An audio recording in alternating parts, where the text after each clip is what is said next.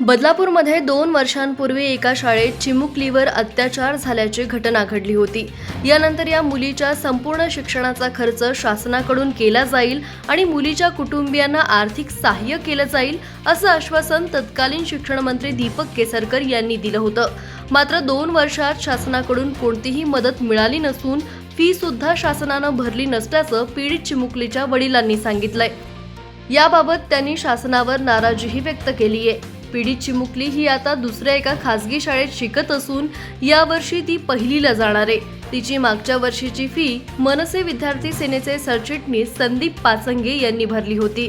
तर आता पहिलीची फी भरण्यासाठी शाळेकडून विचारणा झाल्यानंतर पीडित मुलीच्या वडिलांनी शिक्षण अधिकाऱ्यांशी संपर्क साधला असता आम्हाला अद्याप शासनाकडून याबाबत ऑर्डरच आलेली नसल्याचं शिक्षण अधिकाऱ्यांनी सांगितल्याची माहिती पीडित मुलीच्या वडिलांनी दिली आहे। त्यामुळे शासनाच्या लालफितीच्या कारभारावर त्यांनी नाराजी व्यक्त केली आहे। आता तरी शासन याबाबत गांभीर्याने निर्णय घेतं का हे पाहावं लागणार आहे।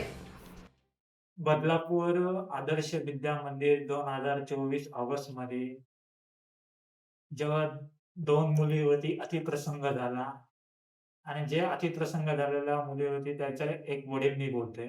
त्यावेळेस दीपक केसरकर हे शिक्षण मंत्री होते. त्यांनी अनेक मोठ्या-मोठ्या घोषणा केल्या, की मुलीचे शिक्षणाचा खर्च राज्य सरकार उचलेल किंवा त्यांच्या कुटुंबांना आर्थिक सहाय्य देण्यात येईल. पण या गोष्टीला 1.5 वर्षाच्या वर झालं. त्यातली ही एक गोष्ट पण आजूपर्यंत काय आले नाही आम्हाला. आमच्यापर्यंत पोहोचली नाहीये. ना शासनाकडनं आम्हाला लेखी स्वरूपात भेटलंय, ना आर्थिक सहाय्य स्वरूपात भेटलंय. जेव्हा शाळेकडनं आम्हाला विचारण्यात आली फीसाठी, तेव्हा आम्हाला बोलण्यात आले, की मुलीची फी बाकी आहे. तेव्हा मी शिक्षण अधिकारी राक्षे साहेब यांना कॉल केला.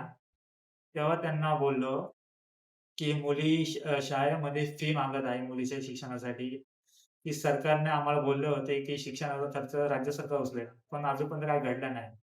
तेव्हा राक्षस साहेब बोलले, की आम्हाला फक्त ॲडमिशनसाठी बोलण्यात आलंय. बाकी फीसाठी अजूनपर्यंत आम्हाला वरतून ऑर्डर भेटली नाहीये. म्हणजे लेखी स्वरूपात ऑर्डर आम्हाला 1.5 वर्षाच्या वर झाले, अजूनपर्यंत काहीच भेटलं नाहीये.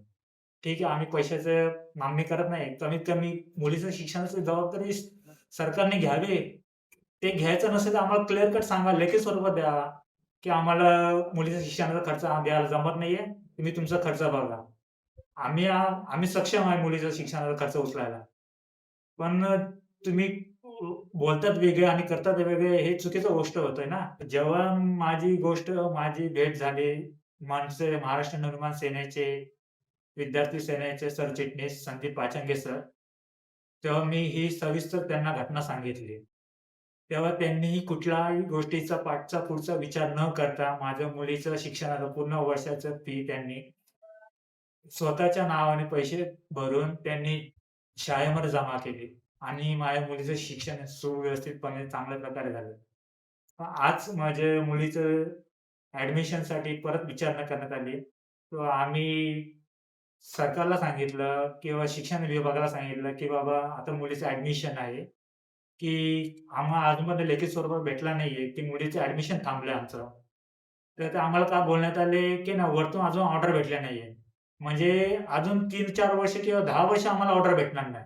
मग तोपर्यंत मुलीला असंच थांबून ठेवायचं का आम्ही? या प्रश्नाचं उत्तर द्या ना मला. नसेल जमत असेल तर तुम्ही क्लिअर कट सांगा आम्हाला, की आम्ही खर्च उचलू शकतो. पण आम्हाला लेखी स्वरूपात पाहिजेल आहे. बाकी आम्हाला काहीच नकोय.